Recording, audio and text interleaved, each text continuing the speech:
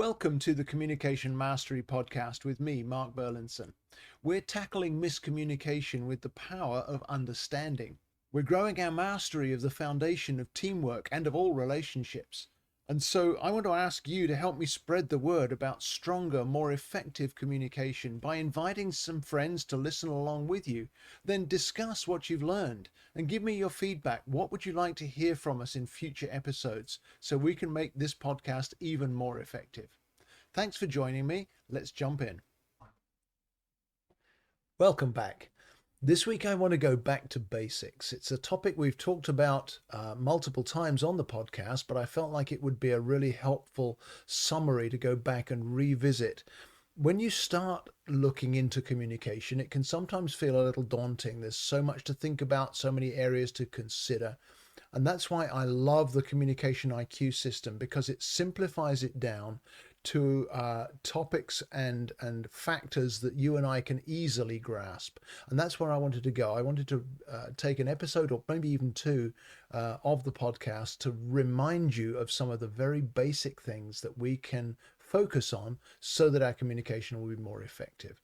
And so this week I want to talk about the 4 communication keys that we teach in the workshops, that come through in all of the materials when you take your profile, because these 4 keys for each of the 7 communication styles, the communication languages, these 4 keys really are the heart of how we can be more adaptable as well as understand ourselves more fully. And the 4 keys are very simple to remember. The first one is the filter question for each of those languages, because that answers that fundamental question in any interaction of what do you need from me? What filter question do you need answered so that we can make a connection? Every one of the 7 communication styles has its own unique, specific filter question. And that's why it's important for us to recognize which language are we speaking as we're connecting with one another, as we're interacting with one another. It may not be your primary language that you're speaking in or communicating in. It may not be the primary language of the person you're communicating with, because it's context specific. But very often it's helpful to understand those 7 languages and answer the filter question of the person's primary language first. For example, many people in the population would have responder as their first language, and the responder's filter question is, do you care? Do you get me? Do you understand where I'm coming from? And so if I can express that I care for you, that's going to cause that language to be at peace or to be effective in our communication. Even if, having expressed my care, we then need to move on to maybe a question of strategy and step into the shaper language, or address a practical issue that needs to be completed and step into the doer language. I'm making the connection first, and that causes the communication to proceed without distress. So the filter question is very important for us to establish the connection. What do you need from me? And if you need that sense that I care, because responder is one of your primary languages, then answering that first is going to get us off on the right footing in order to move on to other languages. The second key to communication follows right on from that. Not only what do you need from me, but how do you need it? And this is the need from others that each language has. So every communication style has a specific need from others. And if I can meet that need, then the communication is going to go smoothly, and it's going to be effective, going to be productive, whatever the setting. It may be at work, it may be in the community, it may be at the homeowners association meeting, it might be at home around the dining table. Wherever it is, if I can meet your need from others in this interaction, then we're going to be able to connect, we're going to be able to communicate effectively. So if I follow on from the example I started using, what the responder language often needs from others is to be heard and understood.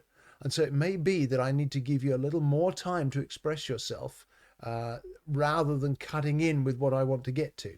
If I will invest another minute or two in hearing you and understanding what you're saying, then again, there's no distress in the communication. There's no hindrance to us communicating effectively, even if we then move on into a different language and meet a different need. Let me interrupt today's episode just for a moment to address small business owners, because the challenges of running a business are multiple, aren't they? There's all of the technology that you have to master. There's the staff turnover. There's hybrid and remote work. There's all kinds of different things that you have to consider every day. But sometimes that causes us to overlook the primary thing that really means that your business will succeed, and that is your people. Your most important asset is the people that are running your business alongside of you. And every one of them is different. And so that causes all kinds of potential for misunderstanding or miscommunication, tension in the team. And this is the core issue for small business owners today.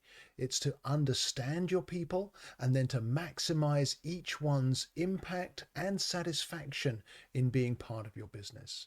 Communication IQ can really help with all of those issues and enable you as a business owner to be more relaxed about how fruitful and effective your team can be.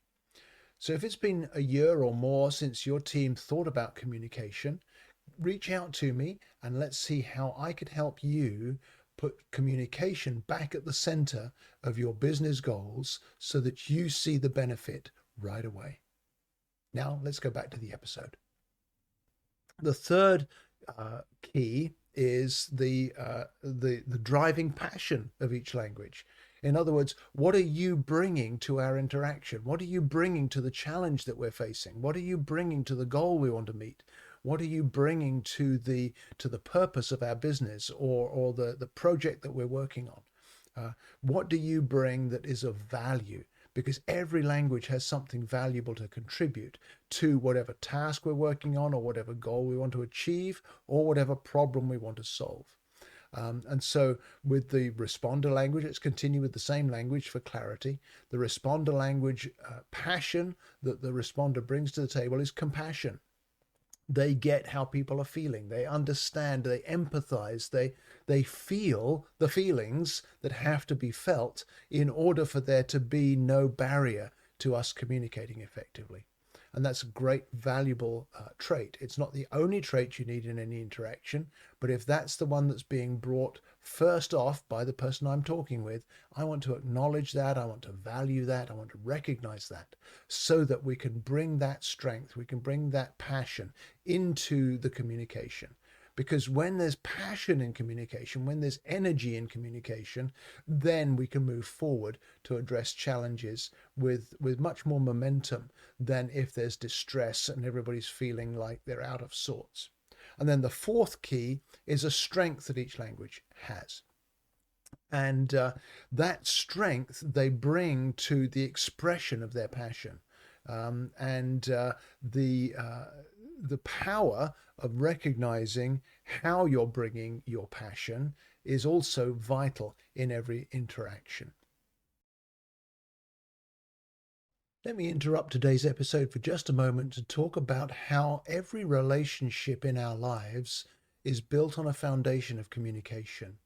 So at home, so few families invest the time and the energy to understand themselves and each other so that they can bring out the best in one another. You'll find as you look at the profiles of your family members that each of you has something different to bring to the table. And if we can maximize the input from each of you, your family is going to prosper in all kinds of ways that you never thought possible. So I encourage you, let's look at your family's communication styles together and unpack your profiles to see how we can turn your differences into strengths and see your family flourish even more because you took a few days or a few moments to invest in communication. Now let's go back to the episode. When you get the 4 keys for each of those 7 languages, you can adapt to almost any situation. And that is the great beauty of this very simple but very powerful tool, because it enables you to utilize all 4 communication keys.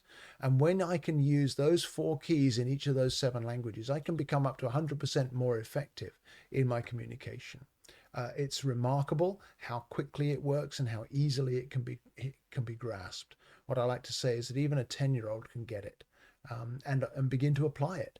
I was talking with a young man the other day who had started to understand the way the life languages work, and begin to use those 7 different communication styles. And it was remarkable how much more mature he appeared in our interaction, just because he was understanding how this works. And all of us can grasp it. It's simple enough that you and I can learn this. So I'd encourage you, if you haven't taken your profile recently, retake it so that you get a clearer idea of which languages you're leading with, because then you'll be able to understand what is the filter question I need answered in an interaction. What is the need I have from others as we interact, as we communicate? What strength am I bringing? What passion do I have? So that I can offer that into the settings I come to. And then remember that your first one is only the first one. You've got 6 more right behind it in varying degrees that you can bring to any challenge. I had a setting the other day where I needed to pull on a language that for me is, I think, 5th or 6th. But I was able to bring that up in the interaction as we faced a challenge together. And it was valuable to the team I was working with for me to be able to do that. Adaptability and learning to use all 7 styles is really the heart of what I do with my clients, and I'd love to do it with you. So if you're facing a challenge of communication, or if you want to grow your ability to reach your team's goals, reach out and let me know how I could help you. I'd be glad to do that. That's it for this week. We'll see you back here next. Thank you so much for listening to today's episode. It would mean a lot to me if you'd rate and review the podcast so it helps more listeners to find us. But also, would you give me your feedback on things you'd like to hear about in future episodes? And remember to share the episode with a friend if you see something that would benefit them as well. You can reach me with feedback through my website at markburlinson.com. Just click on the contact button and send me a message. I respond to everyone personally, and I really want to hear from you. So thank you again for listening, sharing, reviewing, and giving me your feedback.